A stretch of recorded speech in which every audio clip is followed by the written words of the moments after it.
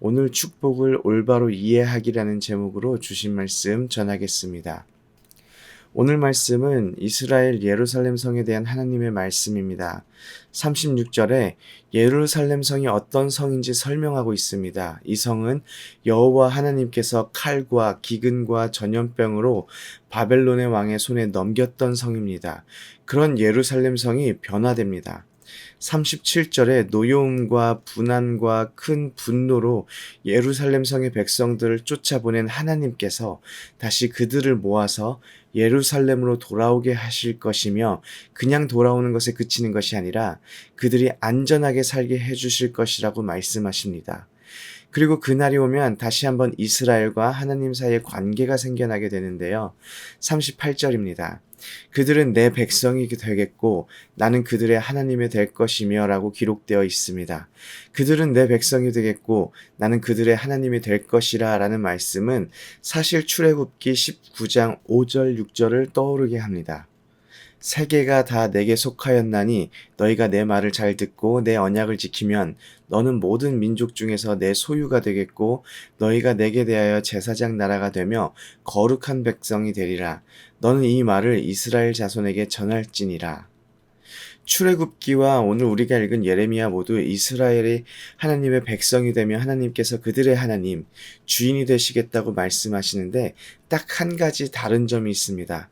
출애굽기 말씀에는 너희가 내 말을 잘 듣고 내 언약을 지키면 이라는 조건이 붙어 있습니다. 그에 비해서 오늘 예레미야 말씀에는 조건이 붙어 있지 않습니다. 하나님께서 이스라엘 백성들에게 순종을 요구하고 있지 않습니다. 예레미야서에서 이스라엘 백성들이 어떤 백성들입니까? 바벨론 포로가 임박한 시점에도 그들은 예루살렘 성전에서 동일하게 제사를 드렸지만 동시에 이방 우상도 섬기고 가정에서는 하늘 황후에게 제사를 드리기도 하던 아주 죄악된 백성들입니다. 어떻게 이런 백성들이 다시 하나님의 백성이 될 수 있었을까요? 그 힌트는 39절에서부터 41절에서 찾아볼 수 있습니다. 39절에서 41절은 다시 돌아오게 될 이스라엘 백성들이 살아갈 모습이 자세하게 묘사되어 있습니다. 39절에 하나님께서 그들에게 한 마음과 한 길을 주어 자기들과 자기 후손의 복을 위하여 항상 하나님을 경외하게 하고, 40절에는 하나님께서 그들을 떠나지 않겠다는 영원한 언약을 세우십니다. 그리고 41절에는 하나님께서 기쁨으로 그들에게 복을 주어 그들을 이 땅에 심을 것이라고 기록되어 있습니다. 죄악된 이스라엘 백성이 다시 하나님의 백성이 될 수 있는 것은 이스라엘을 향한 하나님의 사랑 때문입니다. 오늘 본문 속에서 다시 하나님의 백성이 되기 위한 이스라엘 백성들의 전략이나 계획, 각오나 노력 같은 것은 하나도 없습니다. 이스라엘에게 한 마음, 한 길을 주시는 분이 하나님이신데 한 마음과 한 길이 무엇일까요? 나눠지지 않는 마음입니다. 이전에는 성전에서 제사도 드리고 제사가 끝나면 나아가서 우상도 섬기던 이스라엘 백성들의 이 나눠진 마음이 이제는 하나님 한 분만 바라보게 되는 마음, 그 길을 주시겠다고 약속하십니다. 그리고 하나님께서 이스라엘 백성에게 허락하신 언약, 그들을 떠나지 않겠다는 하나님의 영원한 약속은 이스라엘이 죄 가운데 다시 빠진다 하더라도 그들을 떠나지 않는, 끊어지지 않는 하나님의 사랑의 언약입니다. 그리고 하나님은 이스라엘 백성들을 회복하는 것, 그들에게 복 주시는 것을 기쁨으로 하신다고 말씀하고 계십니다. 그리고 43절에 이 재앙을 백성에게 내린 것 같이 복을 이 백성에게 내리겠다고 말씀하시면서 심판이 이스라엘 백성들에게 확실했던 것처럼 구원 역시 그들에게 확실하게 이를 것이라는 약속을 하십니다. 43절과 44절에서는 하나님께서 이스라엘 백성들이 포로 생활에서 다시 돌아오게 될 것임을 다시 한 번 더 확인시켜 주십니다. 그런데 이스라엘 백성이 바벨론의 포로에서 다시 예루살렘으로 돌아와 무너진 이스라엘을 재건하여 다시 한번 하나님의 백성, 강력한 나라가 되었을까요?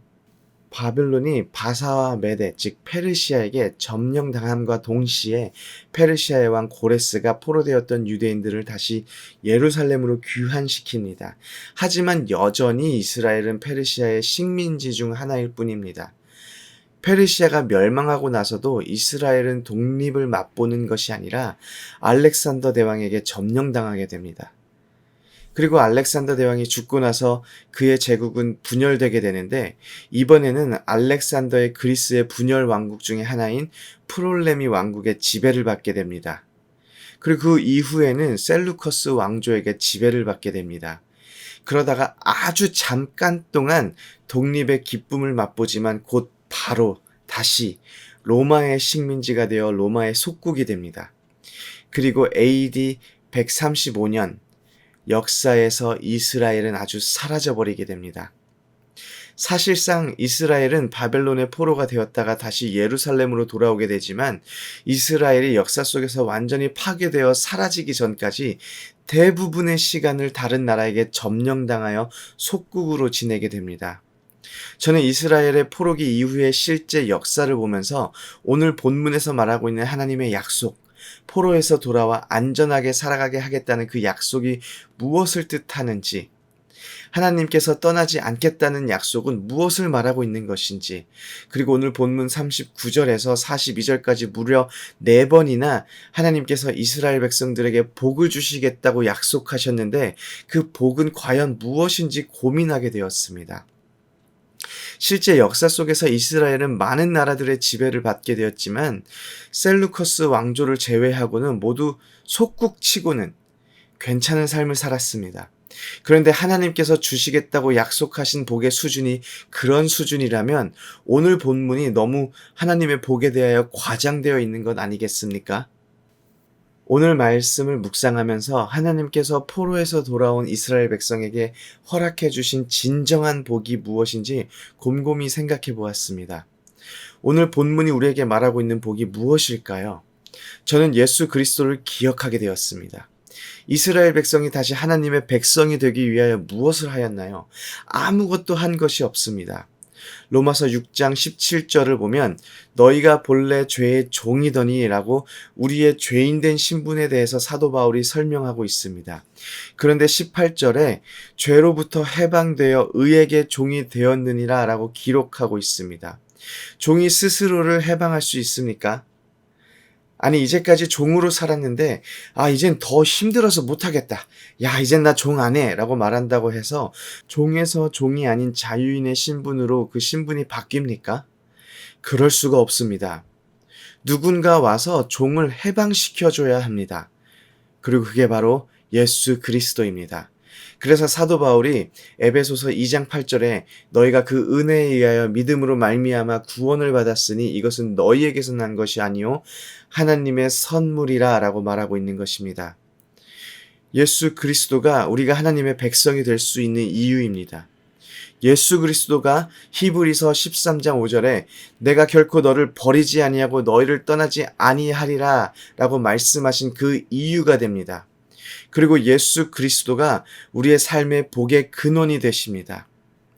이스라엘 백성들이 바벨론 포로에서 다시 예루살렘으로 돌아온다 하더라도 하나님께서 그들과 함께하여 주시지 않으신다면 그들의 귀환은 사실 별 의미가 없습니다. 이스라엘 백성이 예루살렘으로 돌아오게 된 것이 축복이 아니라 하나님께서 이스라엘 백성에게 떠나지 않겠다고, 다시는 너희를 떠나지 않겠다고 약속하여 주신 그것이 바로 그들에게 축복이 됩니다. 우리에게도 마찬가지입니다. 예수 그리스도로 인하여 하나님께서 우리의 삶에 함께하여 주시지 않으신다면 우리가 삶 속에서 조금 안락한 삶을 누린다 하더라도 어떤 의미와 목적을 찾을 수 있겠습니까? 예수 그리스도를 아는 것이, 예수 그리스도를 우리 삶 가운데 초청하는 것이, 그리고 하나님과 함께 동행하는 것이 우리의 삶의 축복이 됩니다. 이 복된 삶을 누리시기를 소원합니다. 아멘.